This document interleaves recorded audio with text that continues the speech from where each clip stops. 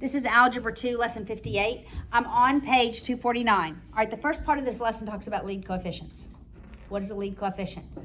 It's the coefficient tied to the highest degree variable in an equation. All right, and we are typically used to a monic lead coefficient. All that means is the lead coefficient is a 1. And these are the only types of equations that we've factored and we've completed the square on. This lesson, we're going to have a different lead coefficient, a coefficient other than 1. All right, so guys, I work this different than what's in the textbook. There's a reason for it because we are going to be graphing these. I actually think it's lesson 100. You know, that's why it sticks in my brain, because it's an even number when we actually graph parabolas. All right, so that's why I do work it different, is because the way that I work it helps you graph it easier. All right, it puts it immediately in the form that you need to graph it. All right, so remember, in completing the square, we isolate the first two terms and we set this one apart, the constant. I leave space, I leave space. Do you remember us doing this? Okay, now here's where the added step is. There's two added steps, all right? In order to complete the square, you need to have a monic lead coefficient. So I'm only inside these parentheses, I'm going to factor out the 4. Only inside the parentheses. When you factor, factoring is really just division. All right, so I end up with 4 times x squared plus 3/4 x. Remember, I'm going to add a number in here, right? And I'm going to subtract a number out here. All right, so let's just go to the side. What if I had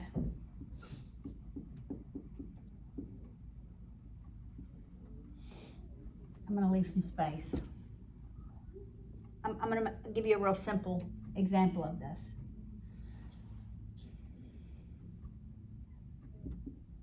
All right, what if I had this? And let's say I wanted to add a 1 in here. What would I need to subtract out here so that I don't change the equality? Yes? -1. You'd have to subtract the -1. I have to subtract 4 times 1. So I have to subtract 4. All right, we're going to prove that. All right, so let's work the original equation. All right, first I add the 2 on both sides, right? We're just going to prove this. Got it? First I add the 2 on both sides. So I have 4x plus 3 equals 2. Then I divide by 4 on both sides. So I have x plus 3 is 1/2. And then I subtract 3, right? What is x? Negative 2.5, which is 5/2. Is that right? Right? Is that right? Okay. Now, let's suppose I add 1 in here. I'm going to subtract 4 because that is the rule. Because really, if I redistributed this back, I didn't just add 1, I added 4 times 1, right? So on the outside, I have to subtract the same value. Okay, let's see if we get the same answer. All right, so this is 4 times x plus 4 minus 6 equals 0. I'll add the 6. Divide by 4. X plus 4 equals, I'm going to write that as 3/2. I'm going to subtract, 4 is 8/2, right? Yep. So I'm going to subtract 8/2 on both sides. And it's -5/2. See, I get the same answer. Had I made this only a 1, I would have gotten a different answer for x. Does that make sense? Okay, so now let's apply that here.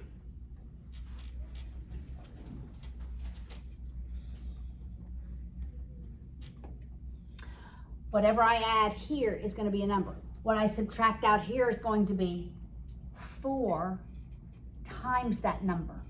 You got it? So it's going to be 4 times that number. So when I set this up, I automatically know I'm going to subtract 4 times whatever I add here. Got it? That's one of the key changes. All right, so now, how do I figure out what I'm adding? I take half of the b value and I square it. Do you remember that? Half of the b value and square it. Well, I can divide by 2 or I can multiply by 1/2. Is dividing by 2 the same thing as multiplying by 1/2? It is. When I have a fraction here, I'm multiplying by 1/2. That's the same thing as dividing by 2. Everybody got that? So it's going to be 3/4 times 1/2, and I'm going to square it. So that's 3/8 squared. What is that? What's 3/8 squared? What's 3 squared? 9. 9. What's 8 squared? 64. That's the answer. 9/64. Got it? All right. Now, I have 4 times the binomial squared. What's my binomial squared? X squared. Oh, wait. No, I was wrong. What goes here? What do I add or subtract from x? Just what's inside the parentheses, half of the b value. So that's going to be plus 3/8. Got it? And then it's minus 3 minus 4 goes into 64 24 times, right? So that's minus 9/24 equals 0.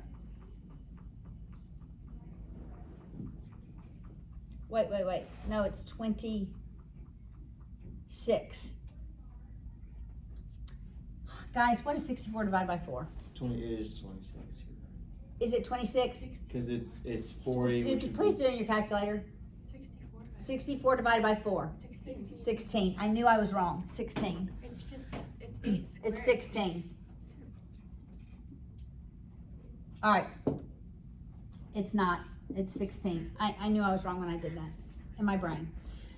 All right. So now I want a common denominator with a 3. And so I'm going to multiply by 16 over 16. What's 3 times 16? Somebody please do that in their calculators. I mean, I could do it, but obviously that's going to be, is it 48? Yep. Thank you. Minus 9/16 equals 0. All right, what's 48 and 9? 57? So at this point, we've not done anything different, right? So I'm going to add 57/16 to both sides. I'm going to have to go over here.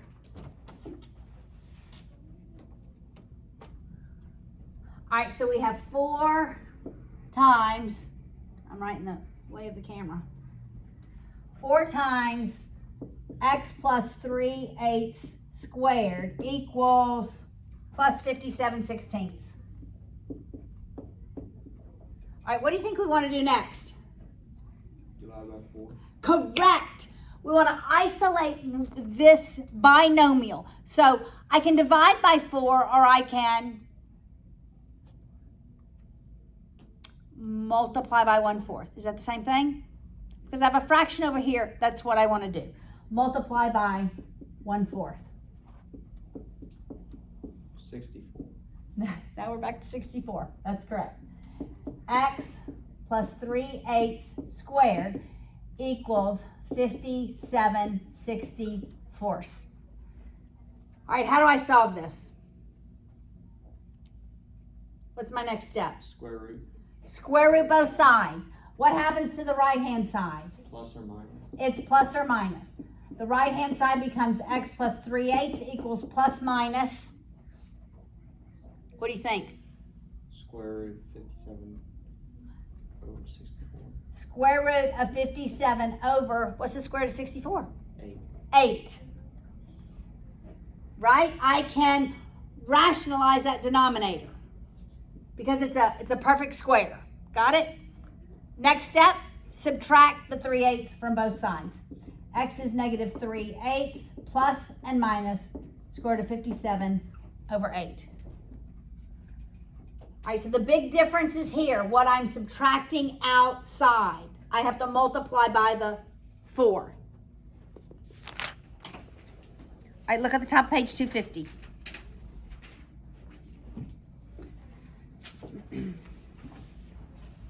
Are you remembering completing the square? A little bit? I realize it's one of the harder concepts.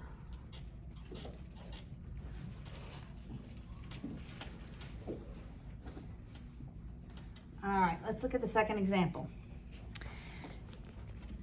It's 5x squared minus x minus 2 equals 0. First step, I'm going to move the 2. I'm going to isolate it, right?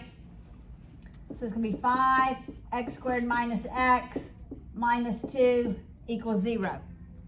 I do not have a monic lead coefficient, so what must I do? Factor it out of the terms inside the parentheses. Factoring is division. This is 5 times x squared minus 1/5 x. I'm going to add something here. Subtract 2. When I subtract out here, what am I going to remind myself? You gotta multiply. Multiply it by 5. Right? Whatever I factor out, I've got to multiply it by 5. All right. How do I find the value that I'm adding and subtracting? The b value. Half the b value. So it's negative 1/5 times 1/2, and I square it. What's negative 1/5 times 1/2? Negative 1/10. It's negative 1/10. What's negative 1/10 squared? 100. 1/100. It is. Right? 1/100th. All right, my binomial squared, what is it going to be? Okay, I'll give you the first term, x. That was the easy part. What is added or subtracted to x? Negative 1/10. This, negative 1/10. All right, do you realize that x minus 1/10 squared equals x squared minus 1/5 x plus 1/100th? Yes, it does. Yes. We're doing all this so that we can factor it, because otherwise we can't factor it. All right, so it's a process that we do to make the equation factorable. That's why we end up with a binomial squared. Where did negative 1/5 x come from? Me saying this is 1x divided by 5. And where did it go?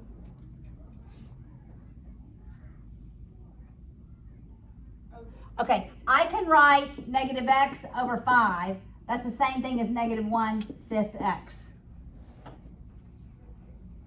Make sense? Okay. Thank you. You're welcome. I'm glad you asked. All right, so this will be minus 2 minus, then in that 20, 1/20th. Right? Now we want a common denominator, equals 0. Multiply by 20 over 20, so that we have 5 times x minus 1/10 squared. I'm not going to simplify this because I want a common denominator. So this is going to be 40/20ths minus 1/20th.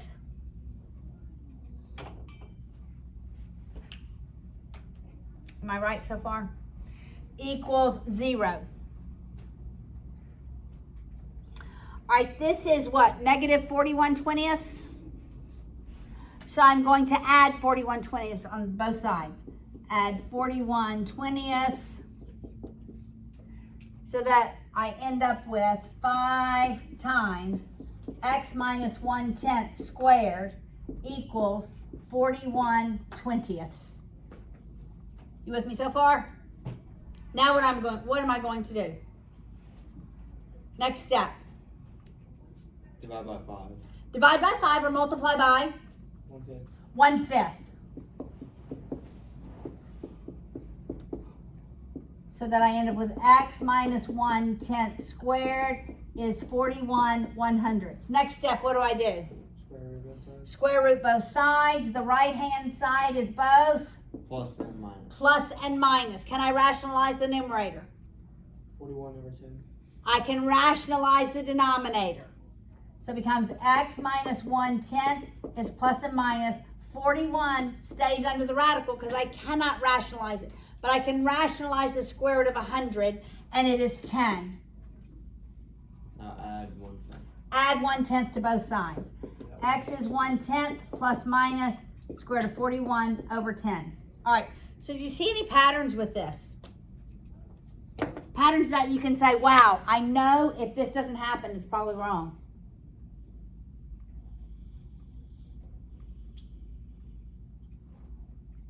We always end up with the same denominator.